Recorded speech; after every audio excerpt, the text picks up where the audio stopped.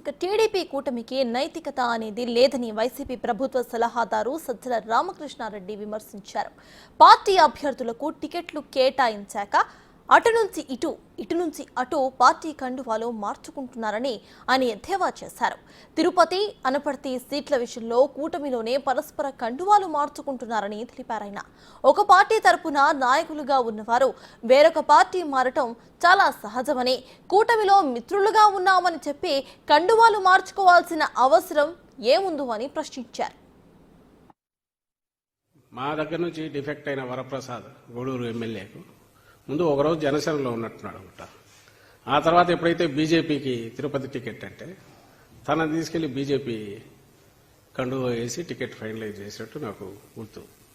అంటే దానికి కూడా బీజేపీ కూడా ఈ వాత పడింది ఆల్రెడీ.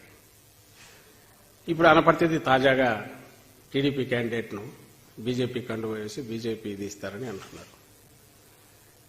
అంటే ఒక పార్టీ తరఫున నాయకులుగా ఉన్నవాళ్ళు ఆ పార్టీ నుంచి ఇంకో పార్టీలోకి డిఫెక్ట్ అయ్యి టికెట్ తీసుకోవడం ఒక ఎత్తు అయితే, జనసేన అనే పార్టీ ఒక్కసారి అందరూ మర్చిపోవాలని చంద్రబాబు గారు కోరుకుంటున్నా అందరూ గుర్తు చేసుకోవడం అవసరం.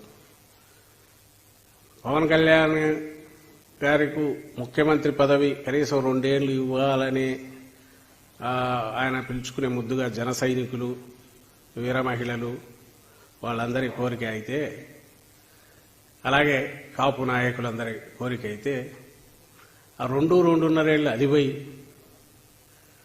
ఆఖరుకు అందుకు అవసరమైన 40-50 సీట్లు అంటే అవి పక్కకు పోయి ఆఖరికి అవి 24 సీట్లని, ఆ 24 సీట్లు కాస్త మళ్ళీ ఆఖరికి 24 అనౌన్స్ చేశారు. దాని ఇంటర్ప్రిటేషన్ కూడా ఇచ్చిన తర్వాత ఎగ్జాక్ట్ బీజేపీ మళ్లీ వచ్చి ఫైనల్ కూటమి షేప్ తీసుకునే టైంకి అది 21కి పడి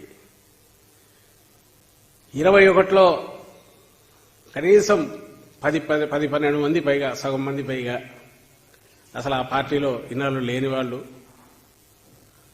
లేదు, ఒక 3-4 5 ఆఖరి నిమిషంలో టీడీపీ నుంచి యువతలకు తెచ్చిపెట్టిన వాళ్ళు. అంటే ఎఫెక్టివ్గా జనసేనకు చంద్రబాబు నాయుడు ఇచ్చింది 10 సీట్లు. అంటే పవన్ కళ్యాణ్ గారు ఆయన ఇష్టపూర్వకంగా ఆయన అనుకోని పెట్టుకున్నవి అనుకుంటే ఓ 10 ఇచ్చింటారేమో అని అనిపిస్తుంది ఫైనల్ చూస్తుంటే.